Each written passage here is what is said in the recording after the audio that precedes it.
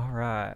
Hello and welcome back to Theo's Coffee Break podcast for the next episode in this season. All right. So, we're going to be talking about some pretty heavy stuff. And as you saw in the title, it is having hope while being homeless. If you're coming back from the 3-part video series I posted on my social media channels, that's what we're going to be talking about, as well as more things. But if you're just tuning in now and you didn't see those episodes, let's catch up for a moment and just talk about what this past week has been like in my life. So I've talked about this in the past, and as I said in those videos, I received a vacate notice about 2 weeks ago. My ex-boyfriend sold his home, and it was kind of in conversation, but it wasn't really permanent. And then all of a sudden I received that notice, and so I had a 2 weeks notice, but a lot of that was packing and trying to wrap my head around what was going on, because that wasn't a part of a plan of mine that I was going to be moving out.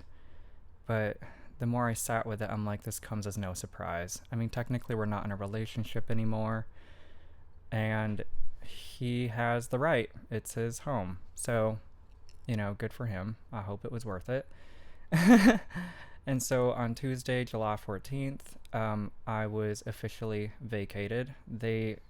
He and his parents came early because he had to go to work at 12:30, or they had some kind of appointment. So I didn't even have the full day to really grab everything that I wanted. It was just kind of all thrown into my car and then essentially told to beat it. So, so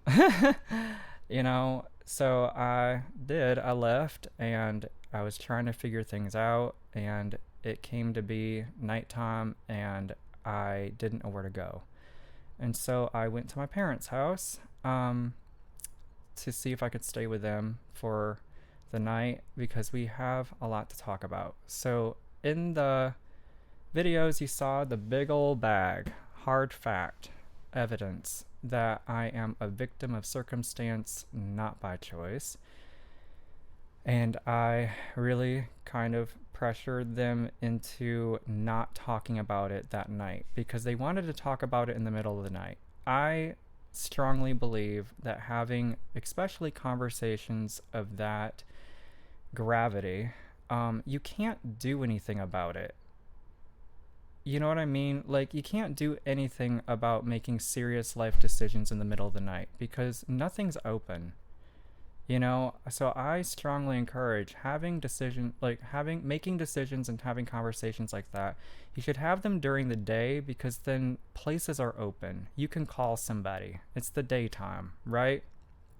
And so I believe that was Wednesday. Yep. The following morning, we got into it, and it was really uncomfortable for them, but it's something that had to be noted, because there has been this huge misunderstanding and miscommunication that I don't love my parents. I personally think that everybody at one point of their life ends up hating their parents, and it could be over the stupidest things, because that's kind of like what it is to be a parent. At some point, your child's gonna hate your fucking guts. Sorry for the cussing, but it's true. At some point, your kid is just gonna hate you, and you're gonna be like, but unless everybody is willing to listen, then you can't really get through to each other, right? So it's kind of like you gotta choose your battles, and sometimes surrender and just wait until it's time to have these conversations. Sorry, I have the setup really weird, so I'm gonna try to get closer to the mic. And I gotta lean towards it, not away from it. Anyways, and so that's what we did. We talked about everything that was in that bag. Things that have happened to me at past places of employment, some really strange things that happened there, documentation of it, things that are happening between me and the state, and with unemployment. I can't collect unemployment. Things that happened during medical stuff, and some kind of warning letter they gave me. Just a lot of really heavy, serious stuff that happened with nonprofits and with my finances, but also talking about my education and that I am literate, I am educated, and that I am self motivated, I am resourceful. Because there's a huge misunderstanding here that people think that I don't take life seriously. And what I have in this bag shows how meticulous, intentional, and intelligent I am. And that the path that I have been called to walk on isn't going to be like everybody else's. This is how leaders are made. And I believe one of the most important things that makes a leader is that when your back is up against the wall and it's you against everyone else, what kind of person do you become? Because at that point, being in rivalry, being in competition, that is gluttony for punishment. You're just asking to get eaten alive. And that's what I talk a lot about in this podcast, is about surrender, about having hope, what faith over fear actually looks like, but also knowing your why. What are you fighting for? What are you moving towards? What is your point A to point B, and how are you going to show up in that? Because you can't always control all the outcomes, but you can be in control of yourself. And that is by self-control, composure, and being emotionally and mentally stable. So with that being said, we got towards the end of the bag, we wrapped up the conversation, and the cops were there to pick me up.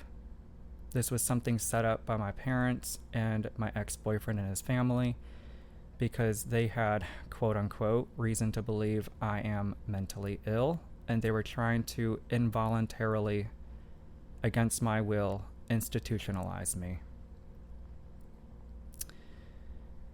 So that's what happened next. We went to the hospital. And after talking with not just one social worker, but two, talking to multiple medical professionals, the nurse had to be switched out with the head doctor. They did blood work, they did urine work to test for all sorts of things. Briefly talking with law enforcement and Network 180, and a couple financial advisors to help me get on Medicaid. I was discharged and ruled not mentally ill, not mentally confused. And they disclosed some information with me to help me understand why this is happening and why it was so intensive and extreme. Because there were some really, really brutal claims made about me, and that individual and individuals will have to make an appearance in court to explain themselves. I also have the paperwork here proving that upon their final decisioning, I am not mentally ill. They had a lot of questions about my spirituality, and again, I've been very transparent about that here in my podcast and what it has done for me, how it has helped me become who I am today. I am not in the best circumstance, but like I said, I have everything to prove. I am a victim by circumstance, not by choice, simply by a huge miscommunication and some really unfortunate misunderstandings here. Excuse me. And so my parents came by to pick me up. I let them know that I was going to be staying with them and they were going to help me figure things out. And so the next day, that's what my parents did. They helped me get things set up for me, get my phone turned back on. We went to the Secretary of State, updated my tabs. I had to update my address because all of the mail I told at the hospital to the professionals there can be sent to my parents' home. Because I was under the impression that I was going to be staying with them. I opened up a new banking account. What else did we do?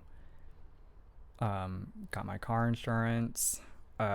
We did a lot in one day, only for it to end with them saying that I can't stay with them because of personal reasons. They are very, very uncomfortable by me, and something about my very presence just makes their blood boil, and they're an emotional wreck. And they, in ways, were demonizing me. They think that I'm of the devil. I'm not. I'm not evil. I'm their child. They adopted me. You know? I'm a Korean American adoptee. I'm gay. And my twin brother has suffered immensely by their parenting as well. But I was still willing to try to make things work with them because I do love them. But they kicked me to the curb, and so they put me up in a hotel for a couple days, and today is the last day before I am officially living out of my car.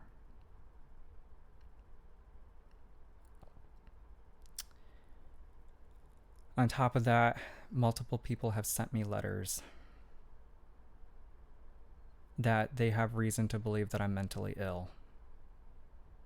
So I want to just break this down for you folks so you guys are aware of the conversations that will be had with you, because I'm sure that you will also have to make an appearance in court about this as well. It is illegal to do that. The only people that can clinically diagnose somebody with a mental illness is a mental health professional. Even then, the restrictions are extremely, what's the word I'm looking for? Tight. They have to set up the appointment, or you have to set up the appointment with them, and that conversation has to be had in their office for them to make that diagnosis. On top of that, you cannot tell somebody that they're mentally ill. The best thing that you can do is be there for them and just listen and encourage them to seek professional help. I've talked about this in past episodes of what it means to be nurturing. And it is having boundaries, because your friends are not your therapist. For multiple reasons. 1, your friends can't do anything about it. 2, they're not even trained to help you in those things. And 3, that is how you burn out a friend really quick. And so when somebody says, hey, I love you so much, and I'm so glad that you feel comfortable to talk to me about these things. However, I can't be around you if you're going to talk about these things, like trauma of the past. Because it makes me feel helpless and powerless, and I don't want to see you like that, but also there's nothing I can do. So I'm glad you feel comfortable to vent with me about these things, but I would really encourage you to see what is out there to help you get back on track with your life. So I do have proof here that I was in therapy, but it was about 10 years ago, because what happened to me is I was raped and I needed help. I was sexually violated, and that happened to me for a lot of years. But that therapist did a lot of great things for me because she knew how intelligent I was. I was referred to by my college professor, somebody who was helping, or their education was to help people get back on track with their life. And so what that therapist did was they kind of worked with my professor to give me coursework that I could have to take with me, because she didn't think I was mentally ill either. She saw someone who was really abused and someone who was very smart. And so that's a lot of the things that I use in today, is the things that I learned from my therapist and from that professor. And that's how and why I have this podcast. because I want to do the same things for you guys that was done for me in the past when I was in college. Because it really helped me reclaim my because somebody's trying to stop me, but I'm going to keep going because what I learned there helped me a lot. Now I also understand how important it is to not be too direct. So in this podcast, I do try to generalize things, and I would always encourage you guys to make that phone call because that phone call can change your life. It literally can, and you never know who is out there that is waiting for you to call on them to help. Okay. So, with that being said, I want to talk a little bit more about the spirituality aspect. That is a deeply personal thing. Okay, so